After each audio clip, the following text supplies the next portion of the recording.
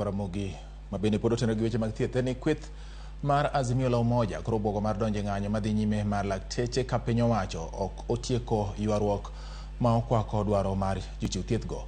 Jotelo kane owuoyo gi jofwambo siemo wang' jatend piny William Ruto ka gidwaro mondo chop dwaro mar lakteche.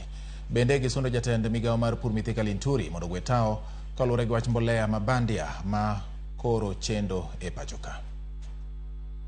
And a statement issued that they were going to cut down on travel, for example, that those traveling, say, within the region will all fly economy. But what has actually happened?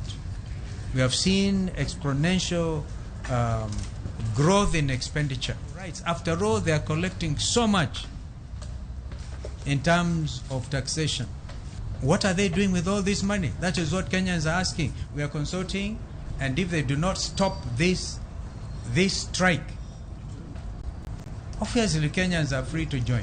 This is the height of irresponsibility by any government. We have rains, we have good soils, but we have fake fertilizers. We have fake seed being given by the government itself from NCPB stores.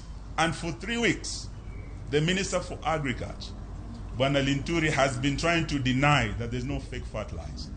Very soon, we might even have to go to take the government to court for causing murder. Because what are we arguing about here?